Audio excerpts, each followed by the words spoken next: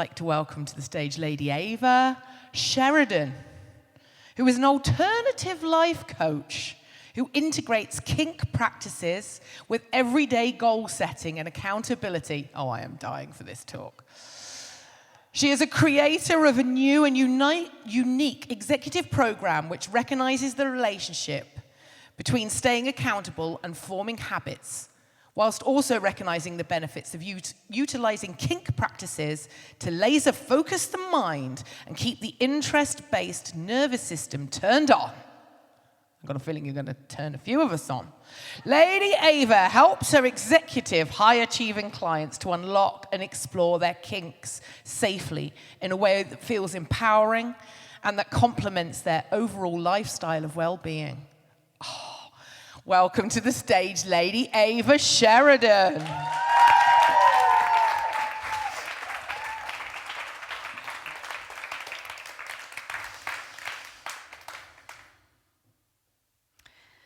He's on my computer screen, and I am fascinated with what my new client wants to share with me. He has a fetish for inflatable pool toys. And sure enough, as I'm speaking with him, in the background I can see lilos, pink flamingos, rubber ducks. He's really proud of all of them. So I'm fascinated, where does a fetish like this come from?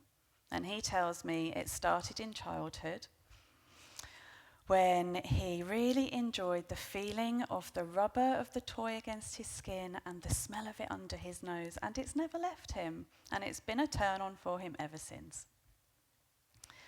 So more curious, I ask him, trying to think of a question that you ask in this situation, do you have a favourite inflatable pool toy? And with a big smile on his face, he leans down, picks something up, and in his very endearing Welsh accent, he says to me, "Well, I really like my banana."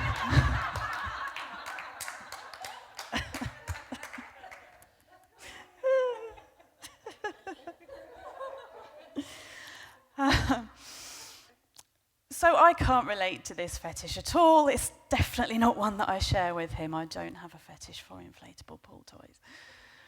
But I'm looking at him, and he has this glint in his eye, and he has this smile on his face, and he just looks so happy. And I just think, isn't this what life is? Isn't this just joy? Like, he is living his best life. He's not offending anybody else. He plays with these things on his own, apart from when I'm instructing him what to do with them. And I just think, good for you, you know? So I've worked as a dominatrix and a kink practitioner for 10 years. And in that time, there isn't really anything that I have particularly been offended by in my work. But away from my work, there is something that I find intensely offensive. And I wonder if any of you can guess what it is. I actually think if any of you engage with it, you disgust me, frankly. I think it's awful. Everything about it, the way it looks, the way it smells, the texture of it, it's squishy, it's just awful. I am, of course, talking about rhubarb. Which sounds really ridiculous, doesn't it? Like, say if you've just told me you like rhubarb and I'm judging you for it. It has absolutely nothing to do with me. I do still think you're disgusting, by the way, if you like it. But we think about this with kink and with sexuality. We judge people all the time, and we just don't need to, do we, really? So I'm Ava Sheridon, if I can say my own name. Lady Ava to my clients. And the main question I am always asked is, how on earth does someone become a dominatrix? So going back over 10 years ago now, I used to write bespoke erotic fiction from one lover to another. And their requests over time, this was a long time ago, I like to think I know a bit more now, a long time ago, their requests became really kinky, really things that I didn't know anything about. So what better reason than for research purposes than to take myself to a kink club? So I took my then boyfriend at the time, we got dressed up, and it was the first time that I had ever worn a latex dress in public with no knickers, I might add, because you don't want a VPL when you're wearing latex. And we go to this club together, and there are some things that I notice. I notice, of course, that I feel sexy. And by the way, has anyone here ever worn Spanx? They're usually beige, black if you're lucky. They are very, very unsexy and uncomfortable. And if you want to iron out your lumps and bumps, I strongly advise you to wear latex instead, because it is fucking sexy. So we go to this club, and what I notice is I feel liberated. I feel sexy. But most importantly, I feel safe. And I want you to think for a moment, if you went to a nightclub, let's say West Street in Brighton, right? If you're wearing a dress with no knickers at a nightclub in West Street, are you going to feel safe? And for the kink space to work, it is all about a strong code of conduct. It's about a strong code of consent. I'm talking if they want to even put their hand on your shoulder, they have to ask. And the safety aspect of this environment was what really struck me. So my boyfriend at the time and I inevitably split up a few months later, and I received a text message from a couple that I'd met that night, inviting me to play in their dungeon space. And in my naivety, I found myself saying to them, I'm not actually with my boyfriend anymore, so it's probably not appropriate that I come and play with you. Ding! They were very excited about that, of course, and inevitably we became a throuple, and I was with them for 18 months. And over that time, I experienced everything with them: sex parties, submission, just everything that you can think of. But over time, I realised submission wasn't really for me. I do not like being told what to do by anybody. And my leanings very much became more towards dominance, and particularly dominating men, right? And then that just kind of pursued. I found myself some other dominatrices, I mentored under them, and that's how I ended up being on a stage here today talking to you about being a dominatrix. Women's bodies are governed by the patriarchy in every aspect. And this is no less true when it comes to the way women talk about sex, the way we talk about kink, the way we talk about pleasure. It's like we shouldn't even talk about it. It's treated as taboo. Patriarchy dictates that women enjoying sex is somehow taboo. It's even depicted as shameful. The main reason, my theory, my personal theory for this, is because patriarchy simply wants to keep kink experiences under wraps and politicians protected.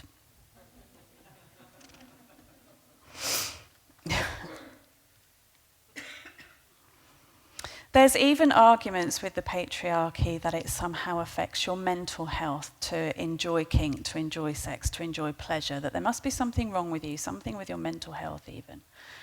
And I really love... I've missed a bit, I'm sorry. So 2 things in my career as a dominatrix I've discovered is that patriarchy does not want empowered women and patriarchy does not want submissive men. So I love my job because I get to say fuck you to both of those things. So coming back to the aspect of mental health and kink. In Thinking Kink by Catherine Scott, she says, "The deliberate seeking of pain, humiliation, and extreme sensations is pathologized and presumed to be the result of past trauma or mental illness, despite the fact that no one has ever been included in the DSM-4 for playing rugby or appearing on the X Factor." Kink isn't new, it's been around forever. But the opportunities to broaden the narrative are. So I encourage you to fight through the noise, keep talking, keep having those conversations with your women. Multiple studies suggest that 50% of the UK is kinky. The definition of kink is any sexual act outside of the mainstream, and in this context, they mean a heterosexual couple in missionary position with their socks on. So I put it to you that number is way closer to 100%. We all have a kink. If you enjoy a slap on the bum, if you want to sleep with more than 2 people at once, you could both be defined as kinky. Fun fact for you, the oldest dildo is believed to be 28,000 years old. It was discovered by a German archaeologist. Please go and Google it when you get home, it's a really fun story. And we can learn a lot from history, can't we, if we just open the conversations and talk more. So Esme Louise James is a sex historian, and she said, "What if instead of mocking our kinky urges, we all accept that nature and nurture factors and shapes them? In the pandemic, when we were all feeling disembodied from sexting and Zoom calls, what if we had the kinky letters from James Joyce to his lover to refer to, in which he described how he loved fucking your pretty little farts from you?" KinkTok is one of the most widely used hashtags on TikTok today, which tells us that we're ready to have the conversations. Progression is being made, but with progression there's always a pendulum swing, there is always backlash, so we have to keep fighting through that noise, we have to keep having the conversations regardless of the resistance that we're feeling. The first woman to have fought for women's rights would have felt alone, and the first person to fight for gay marriage would have felt alone. I'm standing here trying to take my work as a dominatrix into mainstream networking. It's fucking scary, and I feel alone, but I am really, really proud to be the first person to try and do that. I'm shaking as I said that. So my challenge to you is, in what mission to make societal change are you going to be the first? And I'll end by saying, if you're sat there and you're still thinking, what exactly does a dominatrix do? Or how can I feel more empowered around men or learn a little bit of BDSM? Then do head to my website and join my dominatrix workshop. Thank you.